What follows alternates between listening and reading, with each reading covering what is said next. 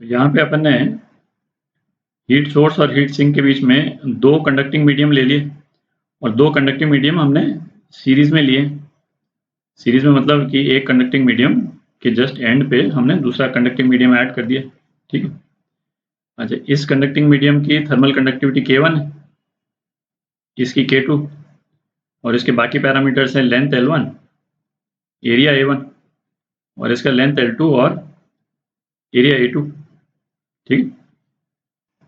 तो इस अरेंजमेंट का हम इक्विवेलेंट थर्मल रेजिस्टेंस निकालेंगे।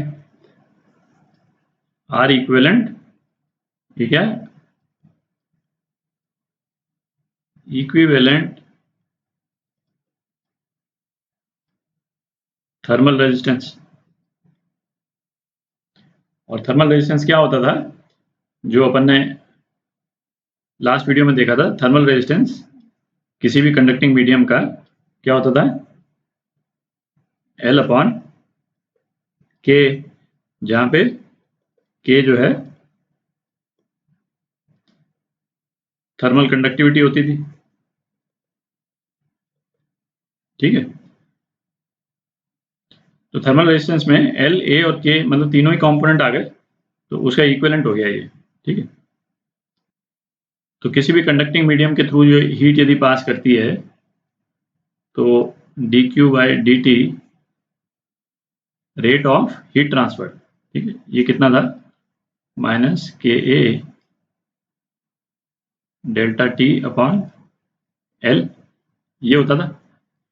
और इसको यदि हम थर्मल रेजिस्टिविटी के टर्म्स में लिखें और मैं केवल मैग्नीट्यूड ले लूं, ठीक है, यहाँ माइनस तो अपन ने इसलिए लगाया था क्योंकि टेम्परेचर जो है वो घट रहा है। ठीक है। तो इस टर्म को पॉजिटिव रखने के लिए अपन ने यहाँ पे माइनस लगाया था। केवल मैग्नीट्यूड यदि हम ले लें तो इसको हम क्या लिख सकते हैं? dq by dt is equal to delta T upon thermal resistance. और डेल्टा टी को मैं लिख देता हूँ T1 माइनस T2, है ना। इसमें हायर टेम्परेचर जो है वो पहले है। इसमें सारे डिस्कशंस में जो करंट इलेक्ट्रिसिटी वाले जो कॉन्सेप्ट्स हैं, करंट का और पोटेंशियल डिफरेंस का, उसको ध्यान में रखें, है ना। उसी से सिमिलर है सारा आर्ग्यूमेंट। तो ये R into dq by dt। अच्छा, अब जैसे जब करंट पास करता है, सपोज दो रजिस्टर्स के थ्रू जो है वो करंट पास कर रहा है, ये रजिस्टर R1 और सपोज ये रजिस्टर R2 है। R1 R2 के थ्रू जब भी करंट पास करता है तो दोनों के थ्रू सेम ही करंट पास करता है। ठीक है। अलग अलग करंट नहीं पास करता है। और क्यों नहीं पास करता है? ये अलग अलग करंट पास करेगा तो चार्ज एक्यूमुलेट हो जाएगा। सेम लॉजिक यहाँ पे है। इनके थ्रू जो हीट जो पास करेगी, है ना, वो कांस्टेंट होगी through out. The rate of heat transfer जो है वो मीडियम चेंज होने से चेंज नहीं हो जाएगी। ठीक है। तो dq बाई dt जो है वो सेम रहेगा।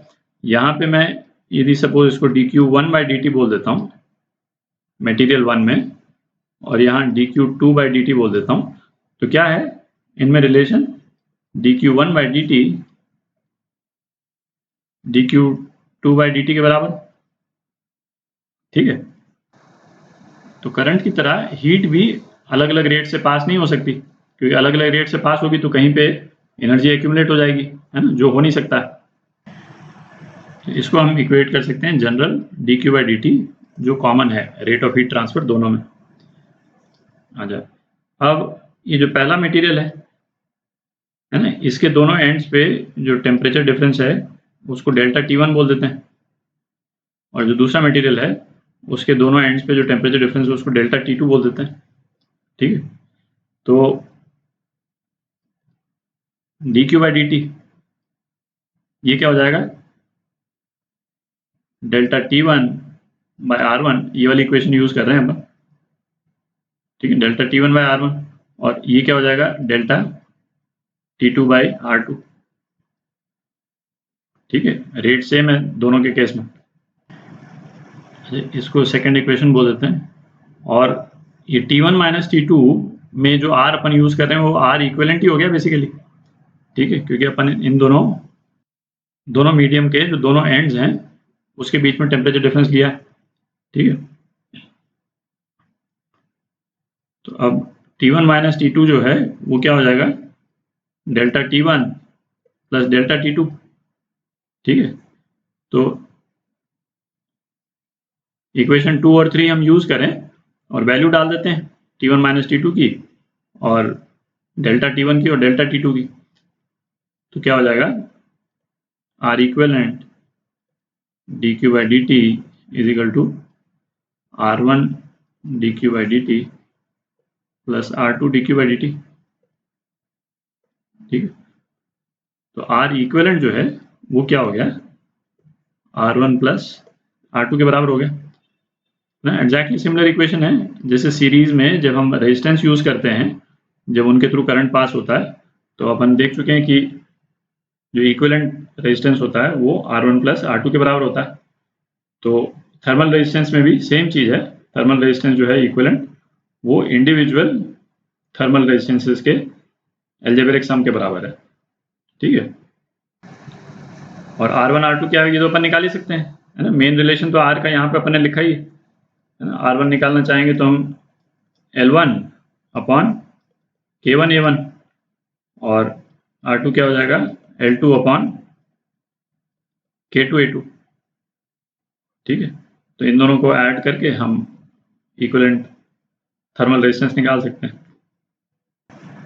अच्छा, अब दो थर्मल कंडक्टर्स को पैरेलल में लगाते हैं, है ना। पैरेलल में लगा करके equal thermal resistance, equivalent thermal resistance जो है कैलकुलेट करेंगे।